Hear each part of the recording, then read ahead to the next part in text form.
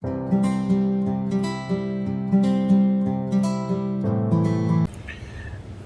to AETCM, the Emergency Medicine Channel. 13-year-old child brought to ER with the alleged history of RTA, a pedestrian-based scooter, while crossing the road, followed by he had a generous tonic-clonic seizure. Then the bystanders take the child to our ER. While reaching ER, an initial 10-second assessment, patient was unconscious and unresponsive. On primary survey, airway, there is hoarseness of voice, gurgling of sound, secretions from and frothing from the oral cavity. We will initially cleared off the oral cavity secretions, and then we put a C-spine stabilizer with a Philadelphia collar, and we done a rapid sequence intubation. With rapid sequence intubation done with drugs of etomidate and rocuronium. Etomidate of 0.3 mg per kg and rocuronium of 1 mg per kg drug we used. Then on going to breathing part, respiratory rate is 24 per minute with saturation is 97 in room air and bilateral equal chest movements. Circulation BP is 140/100 and heart rate is 107 per minute. CRT is less than 3 seconds. Disability part, GCS is E1, V1, M1 and pupils is 1.5 millimeter bilaterally sluggish reactive. Prior to your intubation, what was the GCS? Initial GCS was unresponsive and GCS E1, V1, M1 sir.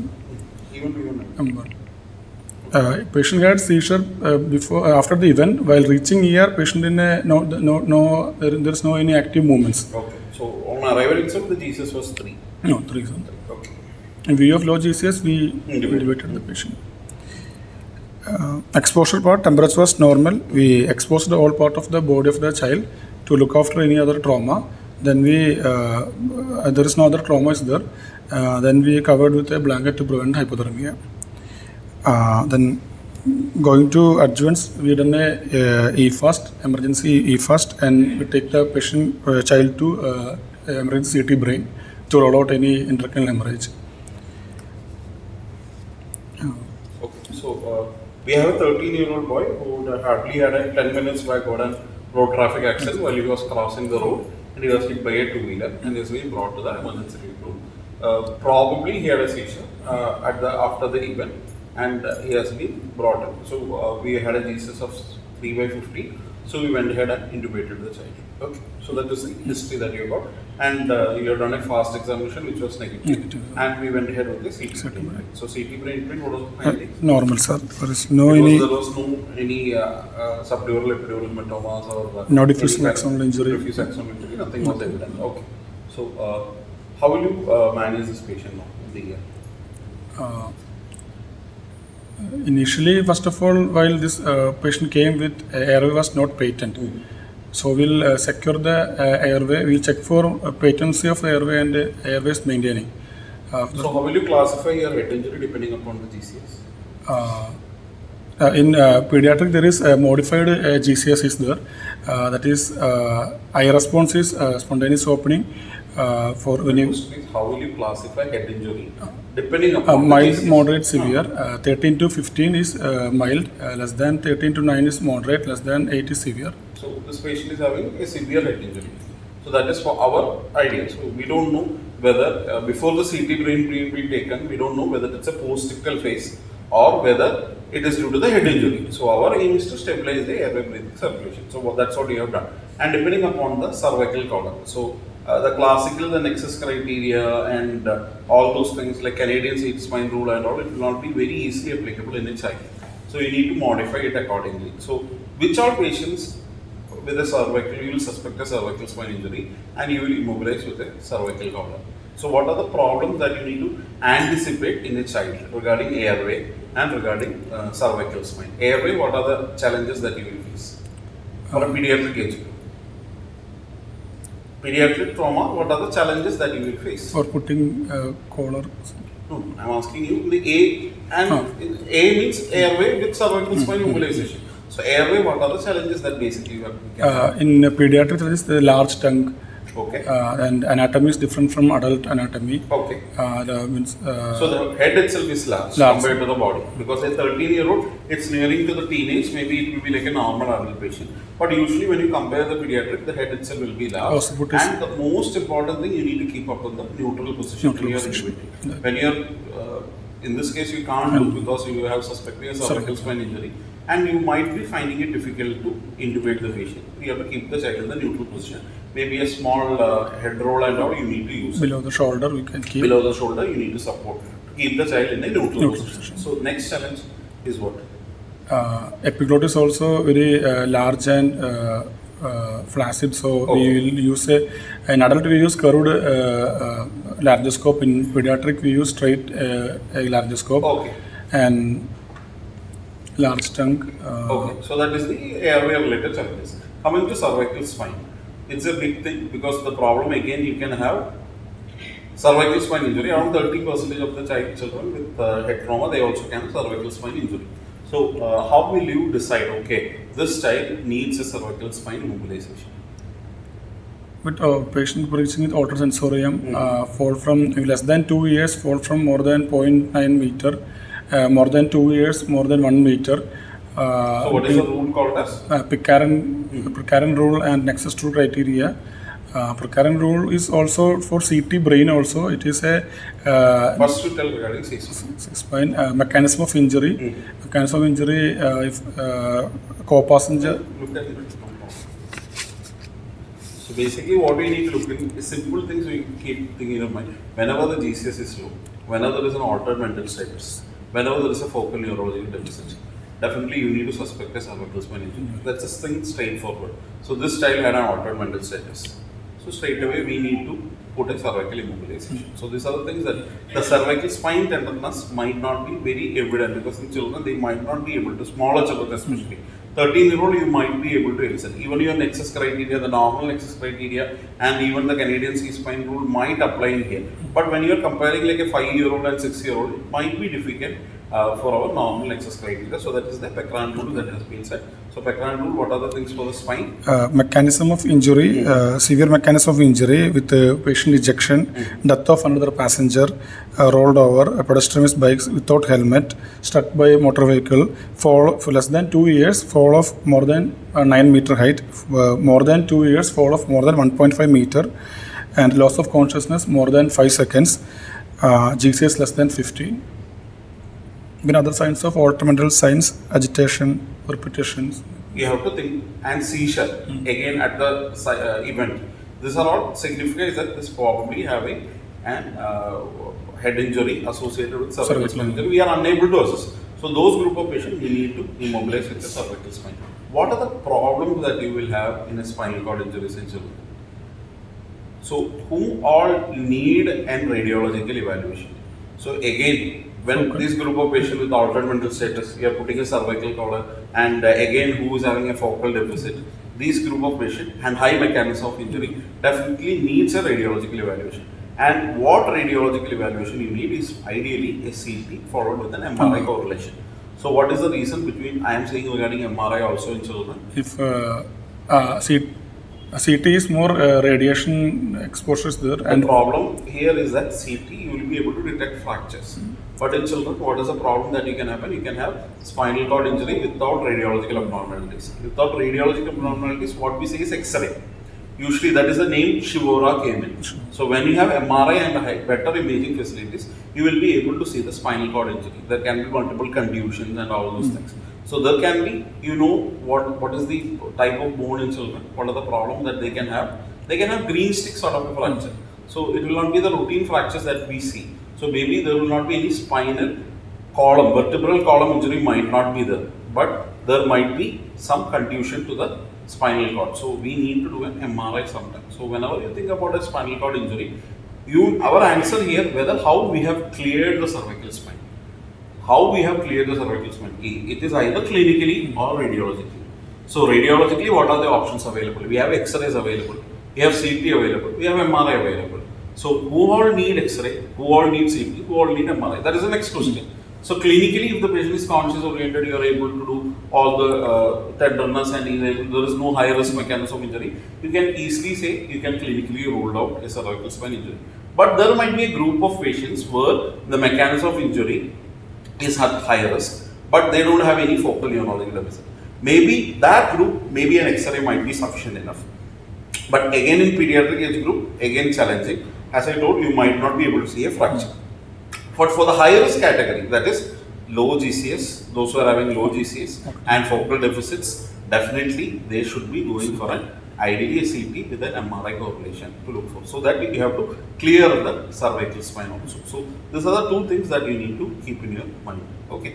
So cervical spine injury without radiological abnormality you need to remember. So that is the problem that this child can have. We are not very sure. Now coming to the breathing aspects. What are the problems that again in the pediatric age group, what are the differences that you will have in a pediatric trauma? That is very easily they have chest injury because there is and breathing also. See, breathing again, problem again here, they can have lung contusion without lung fractures, refractures. They can have lung contusions without refractures. So again, what is the reason? Same thing only. It will be more like a green stick sort of injury. So they can go and hit the chest, and it can go, the ribs can go, and with the force it can go and hit the lungs, and they can have lung contusion. But when you're looking at the X-ray, there is no fracture seen. So that is another problem that the pediatric age group again can have. And coming to the circulation. Again, circulation, usually when you look into the adult reserve, like 30% of the volume loss only, the patient will start having hypotension. In pediatric, it will little bit extended, they will tolerate till 40% of blood loss. So these are the major changes. And coming to disability, the normal GCs might not be able to apply. So you need to go ahead with AVPU scoring system. That is a simple thing, alert verbal, responding to pain and unresponsive. So this thing, depending upon that, you can go ahead. So these are the major challenges that we will be having in this group of pediatric trauma. So this child had a seizure, probably somebody has witnessed because a doctor has witnessed it and he had seen that there is a seizure. So we know that the child had a seizure following trauma and has been brought to the ED. Now we have decided to go ahead with rapid sequence intubation. So what are the options available in front of you? What are the 1, 2, 3, 4 drugs? What will be the ideal agent for this child? In pediatric head trauma, ketamine is a drug of choice. With ketamine, we can use 0.5 to 1 mg per kg. So the question next asked, ketamine, when you look at it, can raise the intracranial pressure. But it is also increase the cerebral cerebral pressure by increasing the cerebral blood flow. So depending upon what you need to choose, the problem that ketamine will not raise the ICP. That is the first thing. So that is more of a theoretical part. Still, it can be used as a drug of choice for your head injury management, for your induction. Ketamine is a preferred agent. But here, the question here, the child had a seizure. So we want to choose an agent which has got anti-seizure property also. And again, our concern, it should not be causing a hypotension also. So that is a major important thing what we need to consider. So primarily there is an insult to the brain. We need to avoid a secondary brain injury. What are the things that cause secondary brain injury? Hypoxia, hypotension, hyperpyrexia, hypoglycemia. We need to avoid these things. So we need to select an induction agent which will not decrease the blood pressure, very important.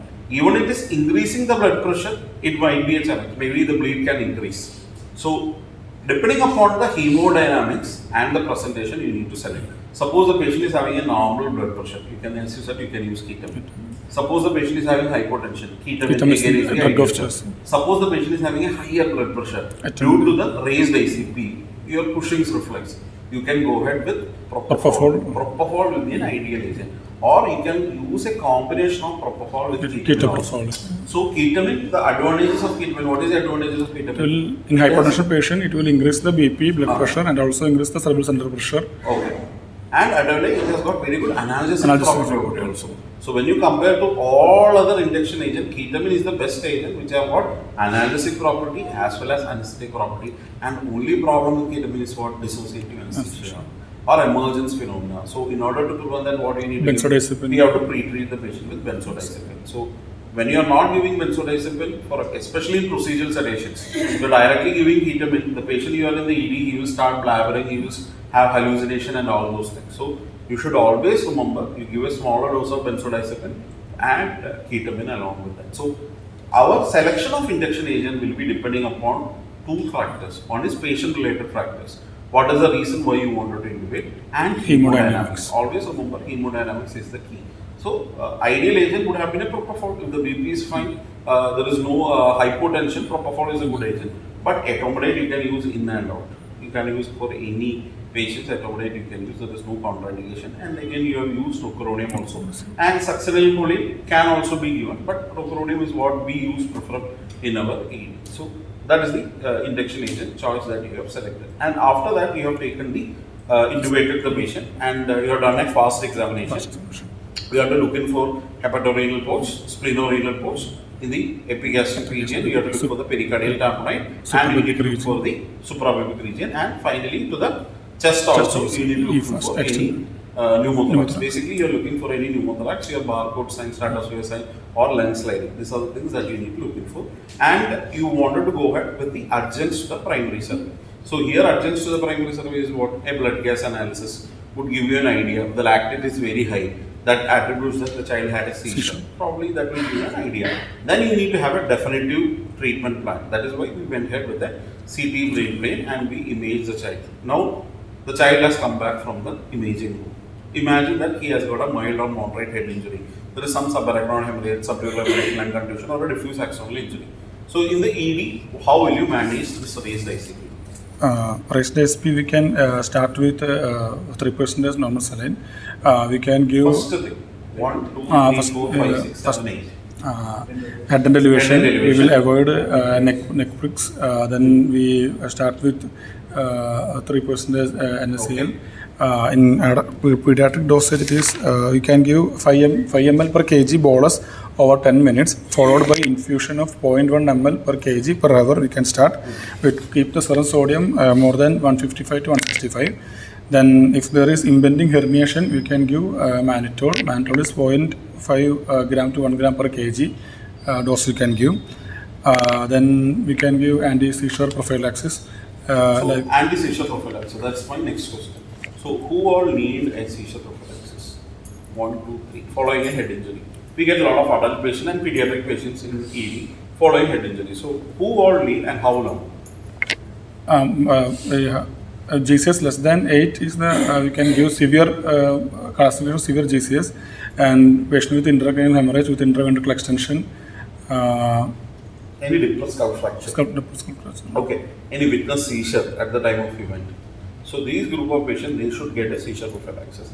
And you can go ahead with phenytoin, phosphatoin or levetiracetam. Usually not more than 7 days.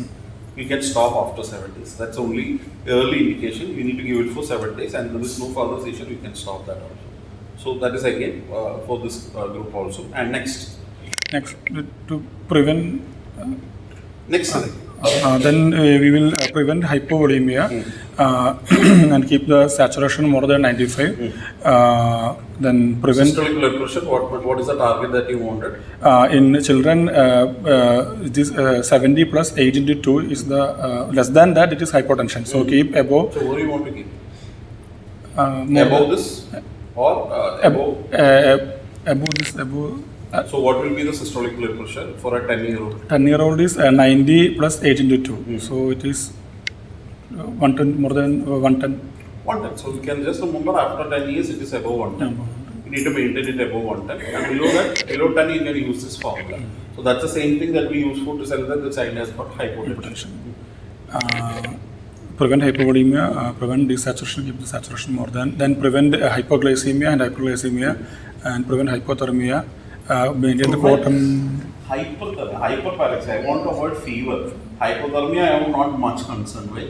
Because hypothermia is good. That's what you do for post-cardiac arrest patients. But hypothermia in trauma is not good. Why? Coagulation. It will cause coagulopathy. It's a triad of death. Coagulopathy, hypothermia, and acidosis. Maintain the core temperature to 36 to 38 degrees Celsius. Maintain normothermia. Okay. Then milder sedations when sedation or barbiturates, you need to comatose sedation, and finally you have to go for decompression surgeries. So what is the advantage of in children when compared to the adult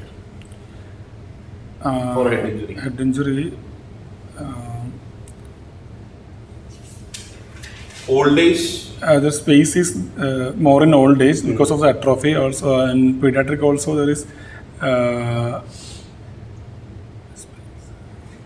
Because actually brain is very tight. When you look into the pediatric, you will be, whenever you look into the CT images, you will always see that you don't see much spaces in a pediatric. But in an elderly age group, as you said rightly, the cerebral atrophy and all, you will see a lot of spaces. So children will suddenly deteriorate. So that is a very important thing you need to look in for. So herniation, you need to look in for. So what are the signs of herniation? Raised ICP, papilledema, bradycardia, hypertension, Pupillary asymmetry asymmetry. or bilateral dilated pupils and sudden bradycardia, and all those things you need to think the patient is going for brain herniation symptoms. The next question, suppose imagine that this child with GCS was around 15 to 14. So what was the indications that you will say, okay, this child needs a CT brain? So you can use the Peccarin rule. What are the indications of CT for a 2-year-old and about 2-year-old? Can you just tell? That is the mechanism of injury in less than 2-year-old, severe mechanism of injury with CT brain plane. I am asking for CT brain plane. Simple things you can tell me. What is any low GCS or autosensorium, dangerous mechanism of injury, fall from height is less than 2 years, less than 0.9 meter, more than 2 years, more than 1 meter, okay. Seizure, multiple episode of vomiting, then any evidence of skull fracture, base of skull fracture, and battle sign, raccoon eyes, CS of rhinovirus. What is double sign, double ring test?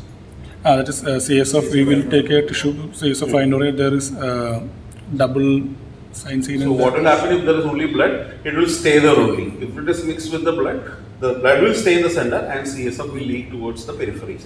So we call it as a double ring sign, or we can call it as a halo sign. So these are the things that you will be able to differentiate between a CSF mixed with blood or it's a very only blood, to differentiate in a trauma. So that is very, very important. So what is the take-home message for this patient? What happened to this child? After 12 hours, the repeat CT brain was taken. That is also come to normal. Then within 24 hours, patient sensorium improved. They extubated the patient. Then within 1 to 3 days, they discharged the patient. What was the other injury the child had? One is a CT whole body taken that showing right clavicular fracture, undisplaced clavicular fracture, and inferior pubic ramus fracture, undisplaced inferior pubic ramus fracture. So that all we call conservative management. Suppose I am telling you this child had a second rib fracture and a medial clavicular fracture. What major vessels are there, the aorta, arch of aorta is there. So why that is very important? Usually clavicle won't get fractured medially. It usually happens laterally. So when high velocity injury, that's what it is symptomized upon. And child went home. So what is your diagnosis for this patient? Why the child had a seizure? Concussion. The brain can have concussion. Suddenly the child was traveling and child had a hit and a fall and the child had brain concussion. And as a result developed a seizure, and following seizure the child was brought in post-ictal. So there should not be any dilemma in this group of patients. Our concern is to secure the airway. Whether we should not think whether it is a seizure, we will wait and watch. No need to do all those things. Just intubate what has happened. We have intubated and after 12 hours we have extubated the child safely. Once you are securing the airway, it's very safe for us. So the patient will not deteriorate further. Whether we have doubt in mind, whether it is due to head injury, whether it is due to seizure, we are waiting, and again the chance of aspiration is very high. So you want to take the chance. You intubate the child and see how the child is responding. The child was conscious oriented, well, we could have waited, but the child here was drowsy. Jesus was of 3/15. Anything else that you want to add on? There's modified pediatric Glasgow Coma scale, that is our E4, V5, M6. Some changes is there. That is E4 eye opening, spontaneous is 4, to voice is 3, to pain is 2, and none is 1. In verbal response, in pediatric, they use as coos and babbles for 5. Irritable cry is 4, cries to pain is 3, and moans to pain is 2, and no response is 1. Motor response, spontaneous is 6. Withdraws to touch, it is 5. Withdraws to pain is 4. And abnormal fraction to pain is 3. Abnormal fraction is to 1. None is 1. Then other thing in primary hospital, we can do a revised trauma score to, it is for shift if the patient had revised trauma score is less than 12, then they make a decision to shift the pediatric patient to pediatric trauma centers. That contain GCS, systolic blood pressure, and respiratory rate. Score is 4 for GCS is 13 to 15 with systolic blood pressure more than 90, respiratory rate is 10 to 29. For score is 3 for GCS is 9 to 12 with the systolic blood pressure 76 to 89 and respiratory rate is more than 29. Score for 2 for GCS is 6 to 8 with systolic blood pressure 50 to 75 and respiratory rate is 6 to 9, and score is 1 for GCS 4 to 5 and systolic blood pressure 1 to 49 and respiratory rate is 1 to 5. Score is 0 for GCS 3 and systolic blood pressure 0 and respiratory 0. So trauma score is less than 12. Immediately shift the patient to pediatric trauma center. Okay. So we can't remember. You have to refer this. So when you have a peripheral setup, you are working the peripheral setup. Definitely, whenever you have, the simple thing is that you can't manage. You don't have facilities. You refer the patient. So that's a take-home message. This is something where this is all applicable in areas where there are specific pediatric trauma centers. They deal with only pediatric trauma. So maybe in India we have in the process of developing these things. So the take-home message is always suspect a head injury, cervical spine injury, a normal adult. Similarly, we need to immobilize the cervical spine. The problem what is proper fit cervical spine, cervical collar will be very difficult to get. So that is the biggest challenge in pediatric trauma that we are having. Sometimes the correct fit cervical collar will be little bit loose or little bit tight. So that is a challenge because for an adult patient it is easy. For this child, luckily he is 13-year-old. We never had any problem. And in certain times we need to make some customized cervical collar for this group of patients. Inline stabilization is the important thing. While during intubation, first of all, you put the cervical collar, then intubate with the inline spine stabilization. You need to remove the anterior part of the collar, and one person cradle the child from head end with cradling the occiput and the mastoid process, and one person try to intubate. He put the neutral position.